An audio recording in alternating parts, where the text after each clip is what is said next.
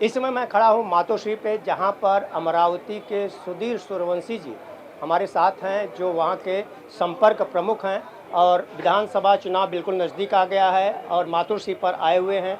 इनसे हम जानना चाहेंगे कि अमरावती में क्या स्थिति है। सर, मैं आपसे जानना चाहूँगा कि अभी सीट बंटवारे को लेकर के काफ़ी ऊपर नीचे हो रहा है। आप लोग भी मातोश्री आए हुए हैं, क्या उम्मीदें हैं? हमारी उम्मीद ये है कि हमारा जो वहाँ पे शिवसेना की बांधनी जो है, दर्यापुर मतदार संघ ये हमारा है। दूसरा धामनगांव रेलवे मतदार संघ जो है वो भी हमारा है। हमारी वहाँ पे ऐसी परिस्थिति है कि बस वहाँ पे साहब ने आदेश करना चाहिए, हमारी दोनों सीटें निकल जाती है।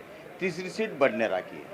ये बडनेरा तीनों सीटें हमारी है और वही तीनों सीटें मांगने के लिए हम यहाँ पे आए। मुझे सुनने में आया है कि 2 सीट पे सहमति बनी हुई है, 1 सीट पे अभी सहमति नहीं बनी है, क्या कहना चाहेंगे? देखो, 2 सीट पे सहमति बने, 1 सीट पे वो ये तो आदेश उद्धव जी देने वाले हैं। लेकिन जो लोग ये समझ रहे होंगे कि भाई शिवसेना उनके खूंटे को बांधी हुई है, हाँ, नहीं, हम हमारे उद्धव जी का आदेश सुनने वाले हैं। उद्धव जी जो बोलेंगे वही करने वाले हैं। लेकिन हमारी सीट अगर वो लेते हैं तो वो कैसा चुन के आएंगे वो उन्होंने अब देख लेना।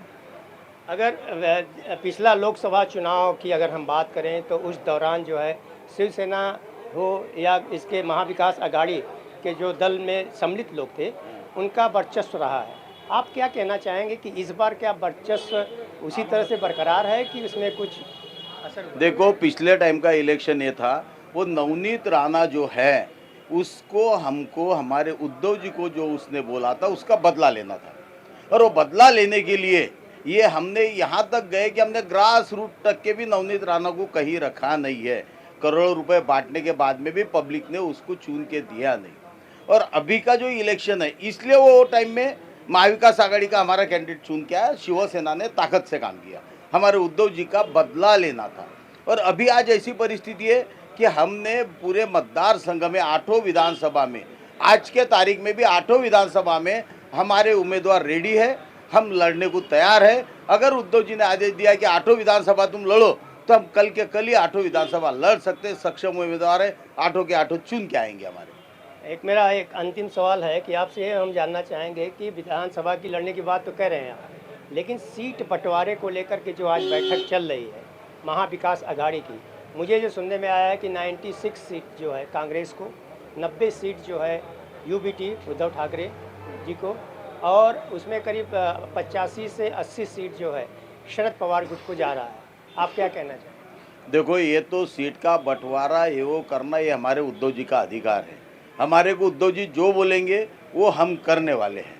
हम अलायंस में अब कौन सी सीट छूट, लेकिन हम हमारे अमरावती जिले में ये 3 सीट तो छोड़ने की रिक्वेस्ट उद्धव जी को कर रहे हैं कि साहब कुछ भी हो जाए, इनसे समझौता करो मत, वो तीनों आमदार लाके देने की हमारी जिम्मेदारी है। अगर नहीं माने एनसीपी और कांग्रेस, वो तीनों सीट पर जद्दोजहद कर रही है, अगर नहीं मानी तो क्या करेंगे? नहीं माने तो जो क्या करना है वो ऊपर से बाला साहब देख रहे हैं, यहाँ से उद्धव जी देख रहे हैं।